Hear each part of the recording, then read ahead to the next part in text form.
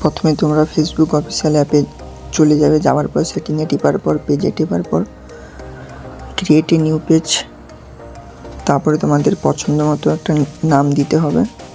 নামটা আমি দিয়ে দিচ্ছি এবং তোমাদের পছন্দ মতো নাম তোমরাও দিতে পারো। প্রথমে আমি একটা নাম সিলেক্ট করে নিচ্ছি। এই নামটা যদি না হয় তোমরা আরও কিছু নাম অন্য চেঞ্জ করতে পারো। আমি নামটা চেঞ্জ করছি। ভয় পাওয়ার দরকার নেই, এটা তোমরা আবার নতুন নাম লিখলেই আবার ঠিক হয়ে যাবে। এটা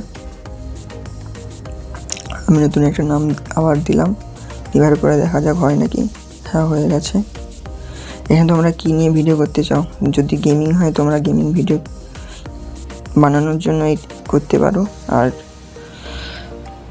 দেখো কি হচ্ছে, ক্রিয়েট এ নিউ পেজ, পেজটা লোড হচ্ছে আস্তে আস্তে। যাদের নেটটা স্লো, আমার নেটটা একটু হালকা স্লো হচ্ছে, যাদের ফাস্ট আর তাড়াতাড়ি লিখবে। তোমরা কেউ উপরেটা টিপতে যাবে না, নিচেরটা টিপে টিপার পর পেজ ক্রিয়েট। এখানে তোমরা তোমাদের ইচ্ছা মতো ছবি দিতে পারো।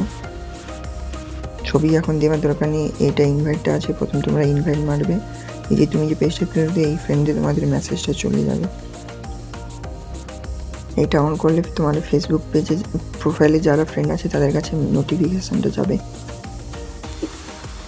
তোমরা কিসে মেসেজ, ইমেল আর ফেসবুক তোমার যে পেজ ক্রিয়েট করলে তাতে নোটিফিকেশান যাবে। আমার পেজটা লোড হচ্ছে, এমন একটু দেরি। পেজটা লোড হওয়ার পরে এই যে স্কিপ, এবারে তোমরা ভুল ওটা স্কিপ করতে যাবে না, তোমরা নেক্সট করে যাবে। যাওয়ার পরে গো টু দ্য ফিড, যাওয়ার পর কিছুক্ষণ ওয়েট করবে। পেজটা রিলোড হওয়ার পর তোমার প্রফেশনাল ড্যাশবোর্ড সেটিংয়ে যাবে, দেখবে তোমাদের সেও সেটিংটা ঠিকঠাকভাবে হয়েছে নাকি। চাইলেও তোমরা কভার ফটো বা লোগো ফটো দিতে পারো।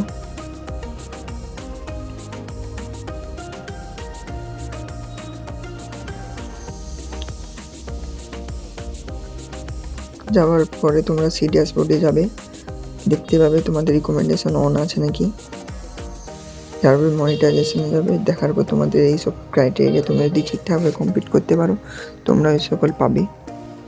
এবং যারা নতুন কন্টেন্ট ক্রিয়েটার কী করে ডাইরেক্ট ইউটিউব থেকে ভিডিও নিয়ে ফেসবুকে ছেড়ে দেয়, এটা কপিরাইট পড়েছে। এটা কোনো দিন তোমরা করতে যাবে না, নিজের কন্টেন্ট ক্রিয়েট করার চেষ্টা করবে, অরিজিনাল কন্টেন্ট।